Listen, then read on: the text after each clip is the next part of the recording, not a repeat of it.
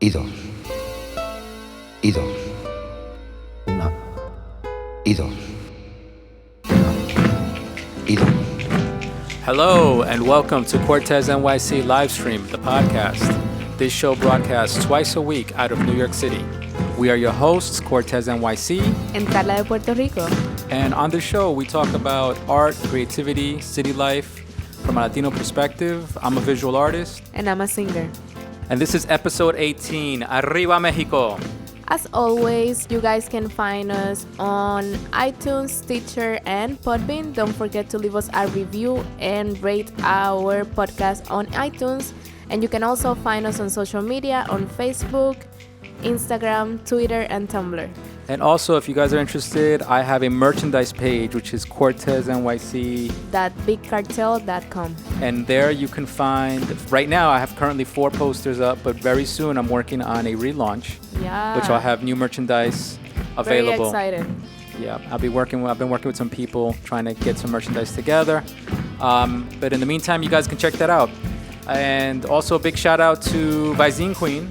Yeah. We have something on cue built with her and Dr. Greedy in the last episode, and coming up also we're going to have a few more guests, so stay tuned.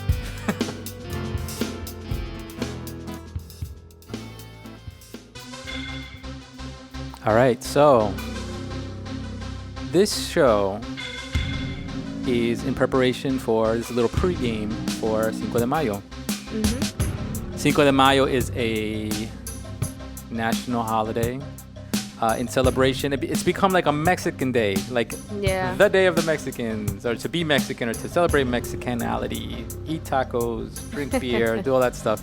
Yeah. And so in preparation for that, we decided to do an art talk about Mexican artists.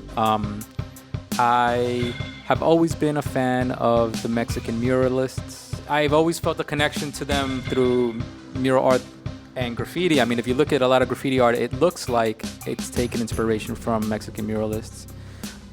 You can't deny the connection, the characters, the storytelling, the narrative element to it, where you see multiple figures, in very complicated compositions. Mm-hmm. I've definitely taken inspiration from that. If you see some of my pieces, you would see that I have that in my subconscious as I'm creating compositions. I'm trying to fill up entire pages with multiple figures. So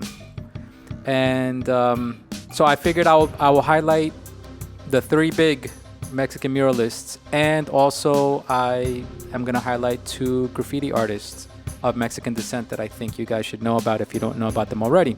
Nice. So let's start with the big 3, the Mexican muralists from the 1920s. They are called Los Tres Grandes, the big 3. That is Diego Rivera, Jose Clemente Orozco, and David Siqueiros. They are, I guess, the most famous of the Mexican muralists. I'm sure there were others, but these were the most famous. They were painting in the 1920s. I don't have an extensive knowledge of their history, but I'm more a fan of their work, of their artwork. But it seems that they were part of a movement that was established in Mexico after the Mexican Revolution, shortly after the Mexican Revolution, to promote kind of like a unification amongst the people, bringing the art to the street, to the people, telling stories about their history, kind of like, almost like, I want to say like recapping, a visual recap of what the country just went through. Yeah. Almost like a healing process in a way, but also a reaffirming process in another way, because what they painted about wasn't just historical, it was also the dark side of their history. Some of the artists, like Siqueiros, was a little darker in his interpretations. Diego Rivera was a little more optimistic and more looking at it more like a textbook, like an encyclopedia of Mexican history, while the other guys were a little more closer to the ground level on what happened in the actual Civil War and some of the strain on the human psyche. Yeah. If you look at their pieces, they're, very abstract. It's very chaotic. They have a lot of things going on. So I think let's start with Diego Rivera of those three. I think Diego Rivera is the most known. I think everybody knows him as Frida Kahlo's husband. Yeah. You know, Her lover. her lover. Well, husband also. They married. Yeah, and yeah. everything. But the relationship is shown as crazy, so yeah. Right. I think he's the most accessible of the three muralists, Mexican muralists, because of the Frida Kahlo connection. I think Frida Kahlo is very accessible to a lot of Americans, people who don't know, or even Latinos who don't know about art. They are the most accessible. I think their personalities and their characters, became very easy to remember. Yeah. Diego Rivera being a very heavy-set guy, and a lot of publicity shots and everything with him made it very easy for people to remember him.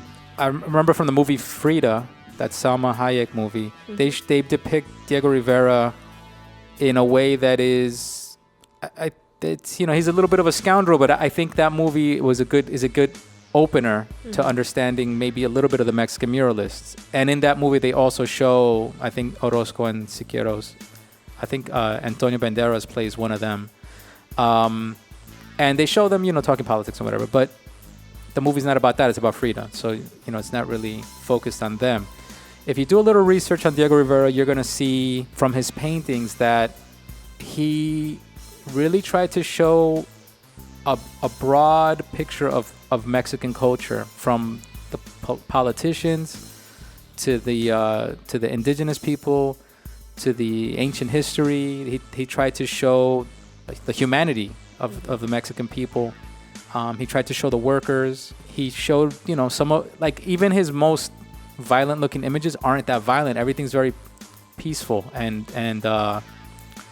it's kind of like, it's definitely storytelling. You can see that he's trying to make the history interesting to look at, but easily digestible. That you can easily accept the information. He's not trying to challenge you visually. He's trying to allow you to accept the information. His compositions are great. His color usage is great. In every way, I think Diego Rivera is a master, just like Michelangelo was a master of mural painting. And I think there's some similarities to what a Sistine Chapel is and what Diego Rivera was doing at his time for his people. There's a lot of similarities in the kind of work that they were doing. Yeah, and I think that all his murals, always, they were full of people. Or full of people, full of structures or forms and things to show maybe Mexico at that time and everything that happened, and also everybody that it was part of society. Like, he never left behind somebody just because of the color of the skin or whatever. Oh yeah. Everybody was part of the picture. Yeah, I think that was part of their politics, was accepting their indigenous background, not letting that go behind.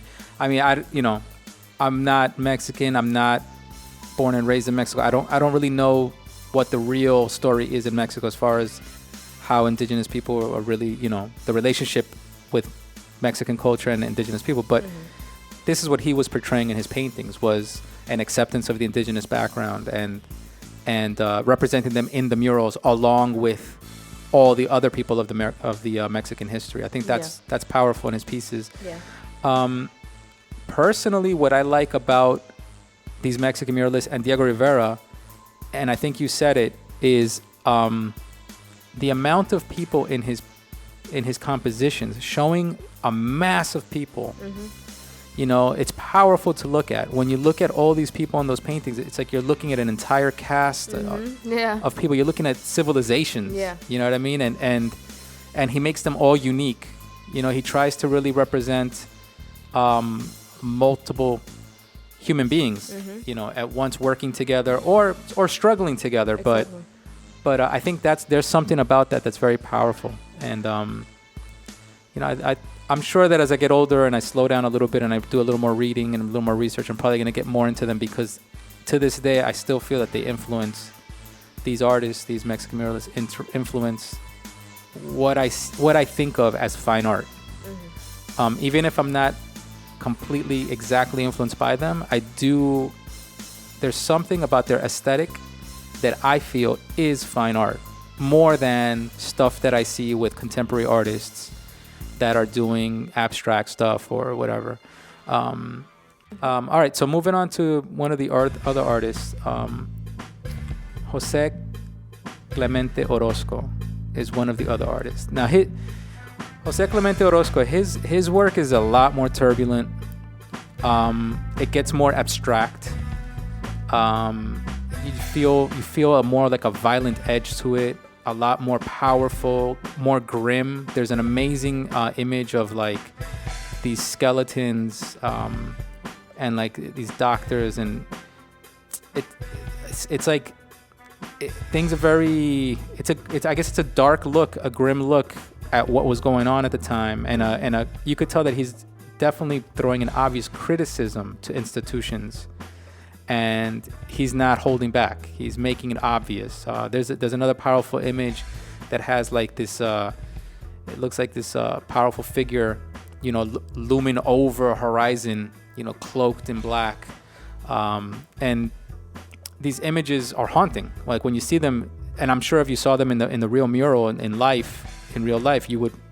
It has to give you an impact to see these giant figures, looking down at you. And so dark. And so dark, exactly. Jose Clemente's work, I think his colors are really intense. His compositions have so much movement. There's definitely images of like, people laid out, they look like they're dead. And I think that is also that life and death struggle and all that. I think that's something that when you look at his paintings, you feel like you want to get into the subject matter and try to find out more about it. But I still think that Diego Rivera's work, to me, is more refined in the sense that it's you can get into it more. You get into the story a little more. The chaos that Orozco does is very interesting, but can probably throw a lot of people off. And I think that's something that would hold me back from getting into his stuff. I know that they had different political views, and I don't know the details, but I do know that they had some different political views. I know that between the three artists, I think two of them were communist. One was Marxist. Like they had their own differences amongst themselves, but they were part of the same movement, which is interesting to know that. Mm-hmm. That you can disagree with your peers and still be united in a movement, even if they weren't united at the hip, together painting and all that, but they were put together by art historians. Yeah, exactly. So I think that's interesting. So Jose Clemente Orozco, that's one of the other ones. Then the other one is David Alfaro Siqueiros. He is similar to Orozco. I think he's more related to Orozco than he is to Rivera. His images are a little bulkier. Again, they're grim. I think his forms are heavier. I just feel weight when I look at his work. I feel the body weight, the mass of people. I would even say there's something in there that I think Botero is kind of took a little bit of that concept of making these really heavy-looking figures. Botero being the Colombian artist who does the full figures. I think Siqueiros, one of the big ones that I always remember from him is there's this painting that he has of these like, they look like soldiers lined up,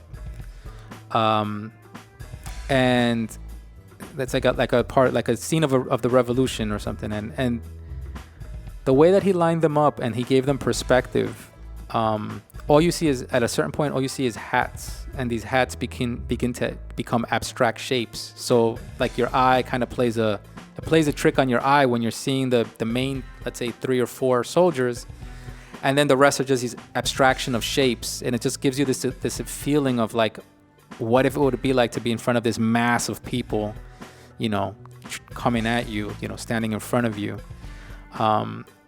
Something interesting about that. So these 3 muralists, I mean, the podcast is too short to really get into too much of their history. Carla, what do you know about the Mexican muralists? Well, the only one that I really knew about was Diego Rivera, because I think because like you said, his relationship with Frida makes him an important muralist and artist in general, and personality. He's almost like a celebrity. more than what we know about his art. But yeah, like I said, I liked the murals that I saw. I liked them because they were full of people, and there were so many different faces and so many like different expressions on the faces of the people that were in the mural, that is just amazing to see that somebody at that time, that was 1920s? It was in the 20s. Yeah, 20s, 30s. To think that somebody would think that big and would do it in a mural. Yeah. That I think that's something that always I think about, that these paintings, they look so modern, they look so, this can be in a wall now, yeah, anywhere right now. Yeah. And you see them from that time, and you can see and you can relate to them. It's just amazing. I think the fact that they didn't do perfectly photoreal images, but they kind of still have their own signature cartoon style, I think that also helps to make them timeless. Yeah. Because if they were perfectly photoreal, I don't know if they would appeal to everybody. Mm-hmm. I think people would start judging their photoreality. Mm-hmm. You know, they would like technically judge them and say, well, they weren't photoreal enough. Mm-hmm. And that would overshadow the content of what they were trying to say. When I look at their stuff, I also think, man, like what if these guys had spray paint? You know, I know they were doing everything by brush, and they did these amazing paintings by brush, and they're gigantic. And I look at that and I say, what if they had spray paint back then? What would they have done? You know, how they would have probably done amazing work with spray paint, you know, having those tools available.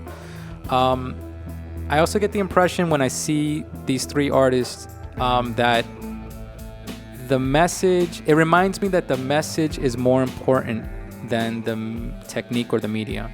I'm sure that if at that time they had access to making films themselves, maybe, or video, or I don't know, other mediums that were very accessible to them, I'm sure that they would use those mediums to the fullest. Right.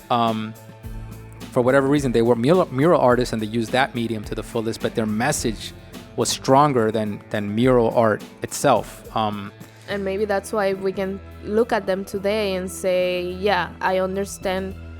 Even if I don't know the full story, I understand what they were trying to say with this and that, and relate to them.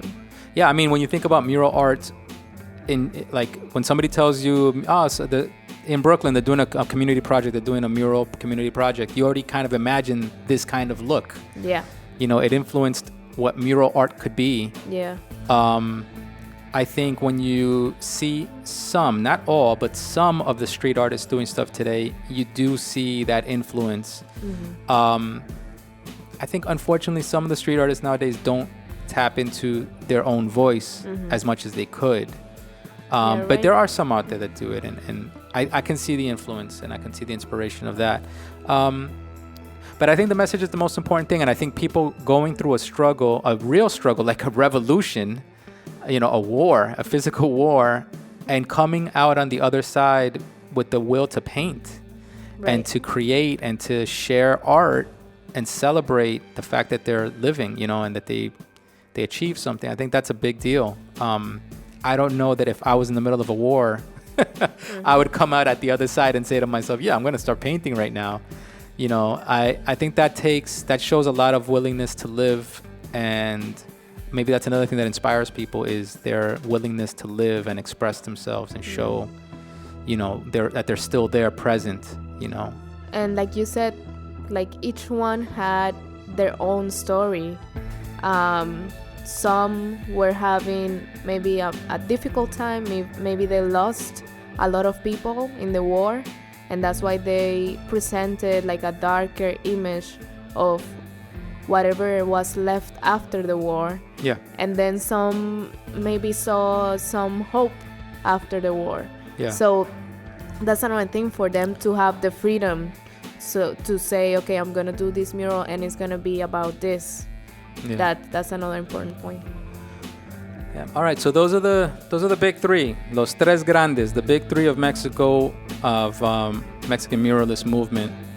Diego Rivera, Jose Clemente Orozco, and David Siqueiros. And now, let me talk to you about two graffiti artists. I say graffiti artists. I know that they'll say street artists of Mexican descent. One of the artists I know personally, the other one I don't know personally, but I do know that they are, working artists in the United States, but they also are from Mexican descent.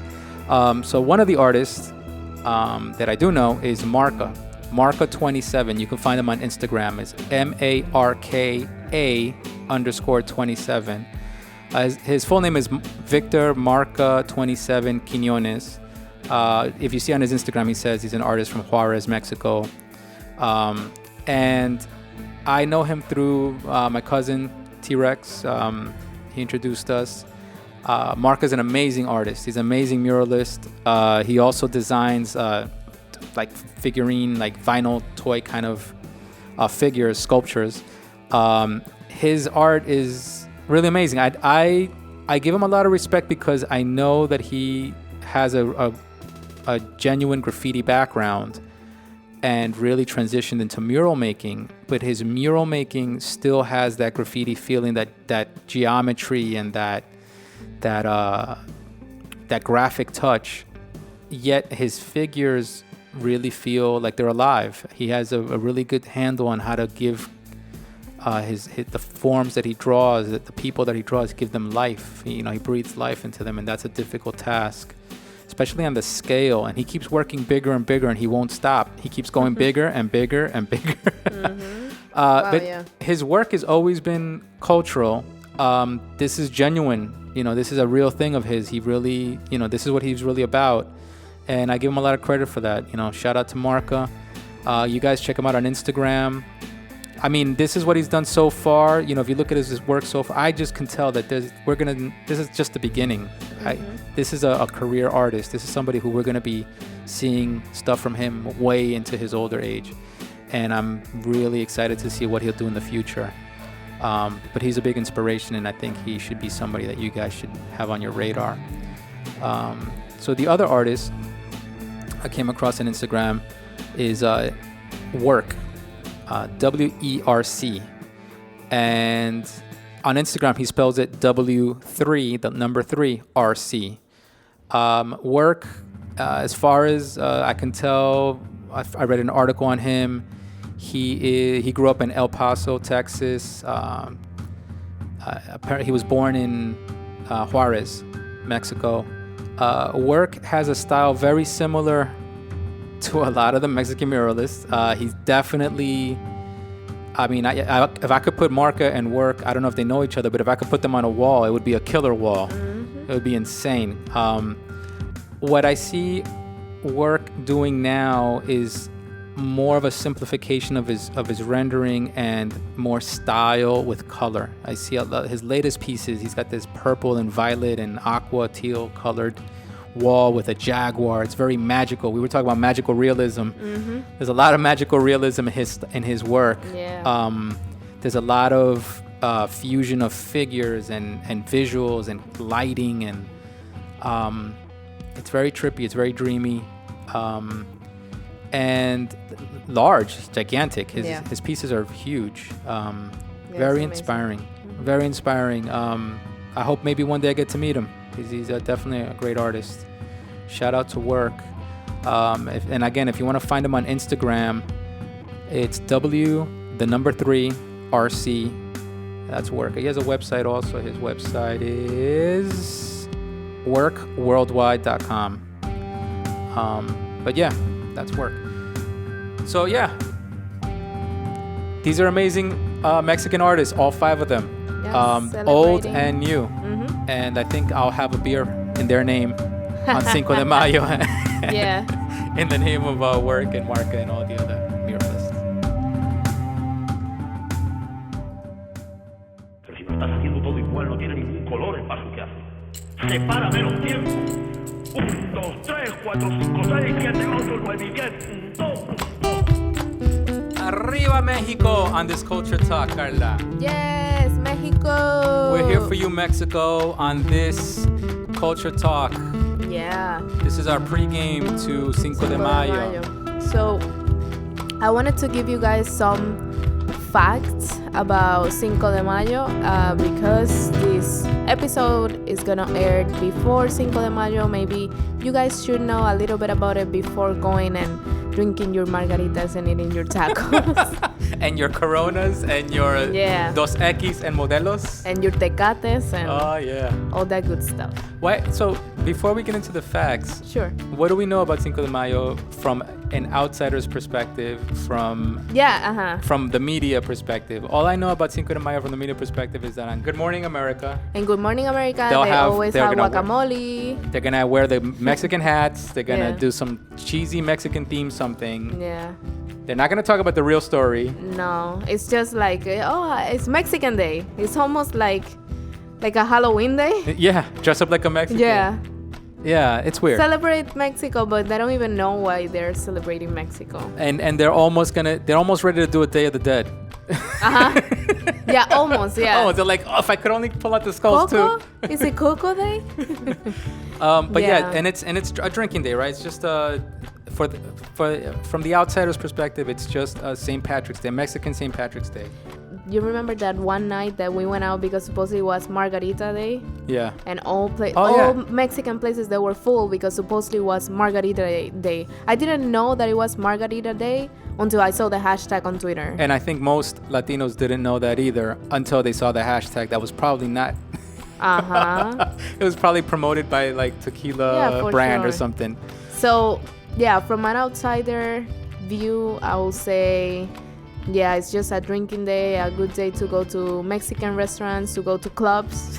Yeah, and they're overpriced, overcrowded, and they're that's when they try to milk it. All right, so give us some facts. What's the real story behind Cinco de Mayo? Yeah, so starting with Cinco de Mayo is not the celebration of the Independence Day of Mexico. What? I thought it was Mexican Independence Day. No. What's the real story? Mexico Independence Day is September 16.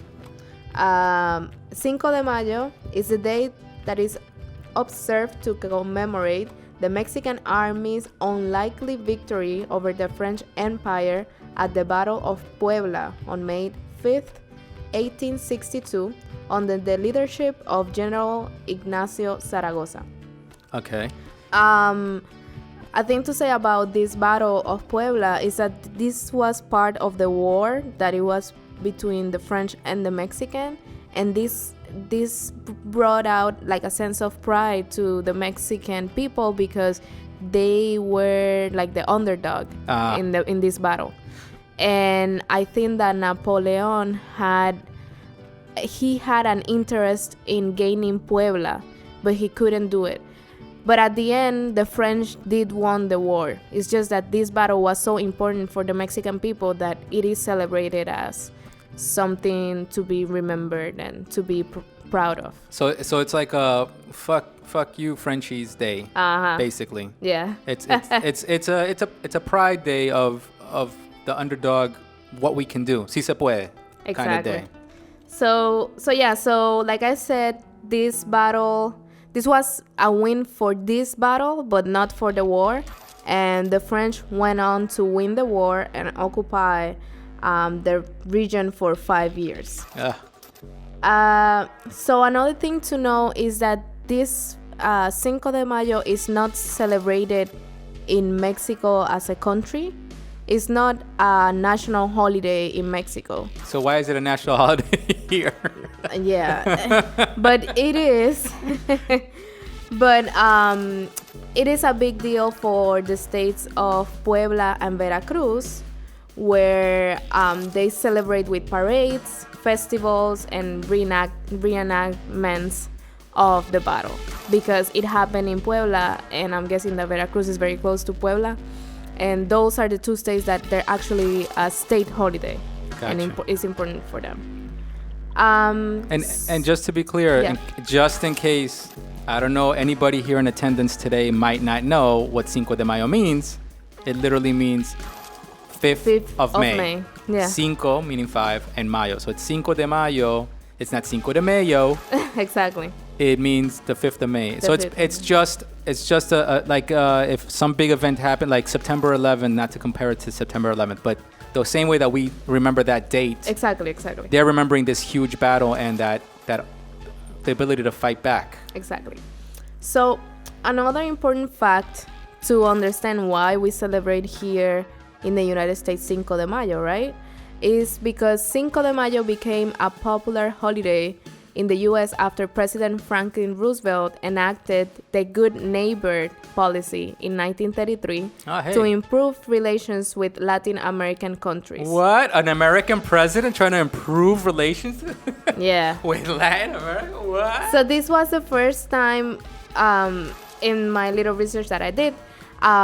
This was basically the first step for United States to recognize kind of a Cinco de Mayo festivity. Okay. And then in the 1960s, 70s, and more in the 1980s, Chicano activists raised awareness of the holiday in the 1960s, in part because they identified with the victory of indigenous Mexicans such as Juarez over European invaders during the Battle of Puebla.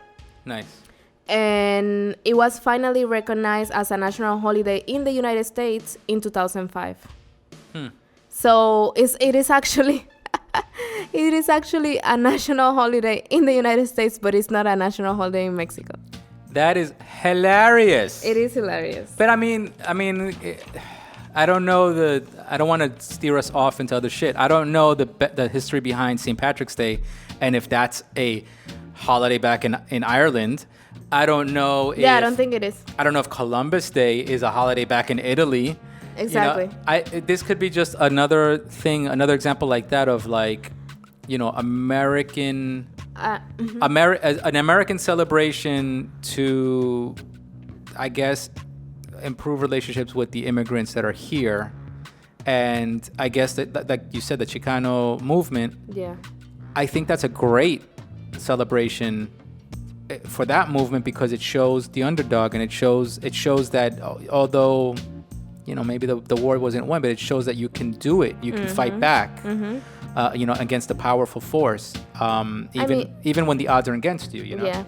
I mean, I know, like, the whole history and, the history behind it is nice and all that, but for them to make it a national holiday in 2005 is because they saw that people were celebrating anyways, and this is a capitalist country, and I feel like maybe businesses, they saw that it was going to be beneficial for them to, let's say this is a national holiday, we're going to sell so much, we're going to sell so much beer, we're going to sell so much tequila, so much avocados, all of this stuff. So at the end of the day, it was to celebrate Mexicans, but it's also because of the money that it generates. Okay, but at the same time, if once you have that platform, right? If you spread the information like we're doing right now, exactly, and you inform people of what they're actually celebrating, you can have more dialogue. Yeah. And you can also empower some people to feel pride in maybe dreaming about how to resist, oppression and resist. Yeah, I guess that's the important thing about this day and about what we're doing right now is to know the facts and to know what you are really celebrating, because at the end of the day, if you go out that day, you're becoming part of the celebration, right? And you're becoming part of the holiday, so might as well for you to know where you're celebrating. Yeah, I mean, and also, we all like to drink, and we all like to have a beer and have some tequila shots or whatever, but just I think the fact that if the Chicano movement was behind it and they managed to make this a national holiday, just whether it was writing papers or whatever they had to do to get people to acknowledge it, if them doing that made us talk about it now, then they did the right thing, and I wish that other Latin American countries and Latinos living in the United States, whether it's Colombians or Puerto Ricans or Dominicans, or any other Latin American country, immigrants that are living here now, if we could find ways of getting our stories into the American dialogue, that's huge. Like right now for Puerto Rico. Yeah. You know, if we can get more meaningful information about Puerto Rico into the American dialogue, even if it has to be through a drinking, holiday, or a partying holiday, or whatever it might be, if that opens the door to make people acknowledge things about Puerto Rico's history, or about, then that's a huge thing. I understand. You got to do it any way you can. You got to take a win any way. And I think that's the point of Cinco de Mayo, right? Yeah, you take a win any which way you can. And right? and I think that now people are actually researching more what is Cinco de Mayo, because when you look up online and you look up Cinco de Mayo, the first page on Google is all about facts about Cinco de Mayo. So I think that people really want to know now what is Cinco de Mayo about. Why are we celebrating it? And I think that's good. And I think, that you're right. And it doesn't matter the way. The important thing is that the message is out there. The message is out there. And I think that's the message that the people that fought in Cinco de Mayo wanted, is get that message out there. You might win. You might beat us, but our message is out. Exactly. And it's written in history, which is the most important thing. That's true. It is in history. Okay, so continuing with my facts. Keep going. So this is something cool. The world's largest Cinco de Mayo party is held in Los Angeles, California, and other cities that throw big celebrations for Cinco de Mayo are Denver, New York. Woo-hoo. Denver, really? Denver, New York, Phoenix, and Houston. Okay. But I'm guessing that is because of the Mexican population over there. Yeah. So, and then these are other facts. According to the California Avocado Commission, Americans consume up to 81 million pounds of avocado on Cinco de Mayo every year. We don't know the background on it, but there's a huge movement. There's a marketing campaign behind avocados. Yeah, because now it's more than ever. It's like avocados is the way to go. You have to eat avocados. Everything is with avocados. Avocados is the new apple pie. Avocado is guac is the new. Avocado is the new lettuce. Yeah. In many ways, yeah. Because right now everything is, if you want to be healthy, when I've been researching a little bit about how to eat healthier, how to have a better diet, everything has to do with avocado. Eat avocado in the morning. Eat avocado with your salad, with your meats. Avocado is the healthy fat. Yeah, everything is avocados. I'm guessing, where are they making all these avocados? I know.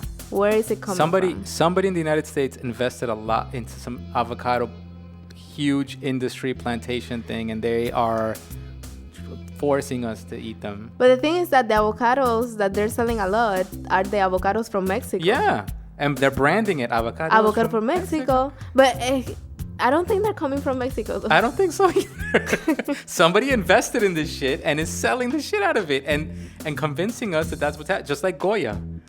The same thing as Goya. Yeah, and now Goya is shit. It's Goya the same thing as Goya. Shit. Goya this, Goya that. Goya's full of shit. Goya's not coming from little Spanish grandmothers from Puerto Rico. Exactly. That's why you think that. I mean, my grandmother used to make her own sofrito. And my grandmother wasn't making sofrito for fucking Goya. I know. No, there's definitely something going on there with that. I think between the avocados and the tequila, also the tequila industry, there's a big boom in that, and like smaller tequila brands and all that. I don't know. There's always something, right? There's always something behind these holidays and this boom, this marketing boom. Yeah, and it's funny how now this food, Mexican food, guacamole and all that, they're becoming so mainstream. Yeah. Now everybody loves it. You know what's also funny? What? As a Latino, on Cinco de Mayo, celebrating let's say this Mexican holiday, and you end up listening to reggaeton. Exactly. And salsa and merengue. You don't listen to fucking ranchera ni mariachi. No, that should be the day. If we want to be authentic, and that's what probably the Americans or the non-Latinos would never understand, that we do understand, is that you can't fool us. Like there's a basicness to it that doesn't make sense to us. It's not authentic. Is that you're celebrating Cinco de Mayo and woohooing and all this shit, dancing to Pitbull. What are you doing? Why are you dancing to Pitbull? That's true. We're guilty of that. I know it's fun, but it's not authentic, and that's that's the thing. And like growing up, like I listened with my parents to real Mexican music, and nowadays you're not getting that. You're getting a Cinco de Mayo with this like weird generic Latino festivity. Yeah, nothing real. But last fact. Hit me. Is that 33.6 million U.S. residents come from Mexican heritage according to the U.S. Census. It's a lot of Mexicans. You wanted me to teach you, right? This is street reality. Vamos a hablar español para el 5 de Mayo, Carla. I know what español we're going to be saying too. Yeah. You know what you're going to be saying for Cinco de Mayo? Which one? For sure? What? El anillo pa' cuando. You know you're going to be saying that shit on Cinco de Mayo. You're going to be like, el anillo pa' cuando. Exactly. I'm going to be in the club like, ¿y el anillo pa' cuando? For sure. That one and what's the other fucking song? Dura. Tú estás dura, mano arriba, porque tú te ves bien. Yeah, you're going to be speaking a lot of español on Cinco de Mayo. For sure. Bueno, vamos a empezar con muralist. For which one? Muralist. How do you say muralist? In Spanish, I would say probably muralista. Yes. Wow, I was going to say that you were going to trick me with some pintor or some graphic something. No. Very simple. Okay, muralista. Muralista is a muralist. Yes. Got it. How do you say Mexican? Ah, mexicano. Ooh. I like when you say ooh. Nice. Next one, painter. Painter. Pintor. Yes.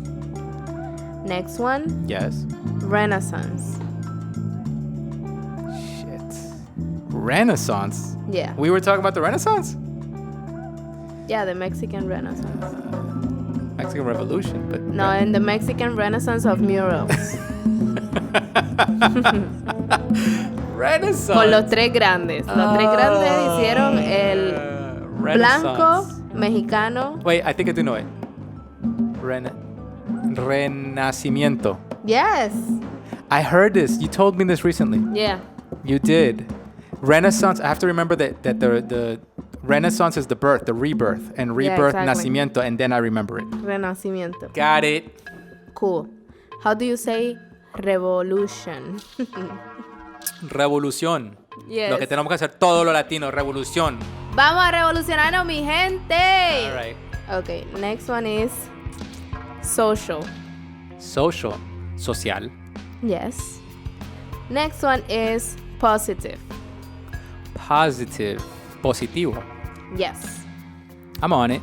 Next one is critical. Critical. Critical. Yes? No. Critical? Critical? No. Wow, okay. Crítico. Crítico. Critical. Because one of the painters, he was critical with his painting. So él era crítico. Criticaba la situación. Oh, so he was criticizing Estaba criticando the situation la situación. in his paintings. So it was critical. Yeah. Crítico. Crítico. Okay. All right. I learned something right there. Next, You got me. Thank you. Next one is battle. How do you say battle? Battle. Mm-hmm. Batalla. Yes. Batalla. Good. How do you say avocado? That's a good one. Because that one, you got to stop and you got to switch. You got to switch over to Spanish. Mm-hmm. To real Spanish. To real Spanish. Avocado is aguacate. Yes. That one always trips me up. It's Why? not the same. Avocado to aguacate. Aguacate is agua, water. Yeah, because I mean, these are the avocados that they're little, they have more flavor, but the avocado, there's other type of avocados that are actually bigger. We have them in Puerto Rico. And they're very like watery. And Right. I think that's where it comes from. Probably. It's got to. I mean, aguacate. Why would you call it agua something? Aguacate. Aguacate is avocado from Mexico. Next one is celebration. Oh, that's a good one. Celebración. Yes. Celebración. Next one is 5. Now you're just playing. Cinco. Next one is May. I'm going to kill you. We're going to be here all day with this? May is Mayo. Christian, I know you know, but there's Okay, people out that's there true, that that's they true. don't know. Cinco Mayo. You're going to tell me the next one's de? No. Of. How do you say of? De. No. No All pa right. tanto. Next one is holiday. Oh, that's a good one. That makes me think. That makes me pause. Holiday. Holiday is... A tip is that it's not just one word. It's a composed word. Exactly. That, and that's why it's going to throw me off. It's not like a literal... It's probably not a literal translation. Holiday... Well, holiday in English is holy day, right? Holiday, holy day. Yeah. I'm sure in Spanish it's not going to be like that.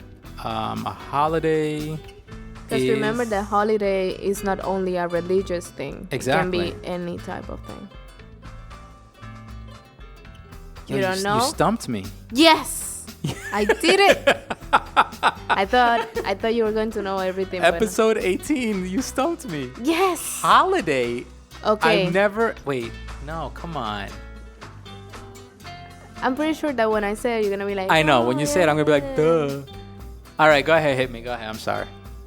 Holiday means Día de Fiesta. Día de fiesta, day of party. Día de Fiesta. Damn. You see, that's the difference. Día Yeah. de fiesta versus holy day. Yeah. I mean, but it's basically the same meaning. It's just that we cannot call a holiday every holiday because Well, not all of them are holidays. Exactly. And a national holiday is not a holy day as we see. It's a Exactly. drinking day. It's a party Exactly. day. So, un día I de know. Yeah, fiesta. no, I see that. Okay. Día de fiesta. Yeah. And the last one is national. Nacional. Yes. All right. Carla, I might have some for you. Oh, God. I might have some for you. Okay, go ahead.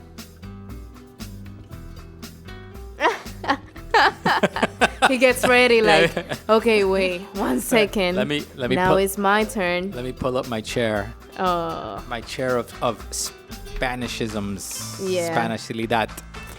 Spanishilidation.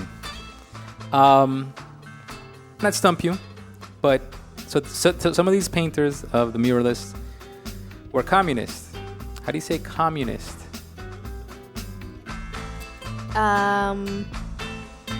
Comunista. Okay. And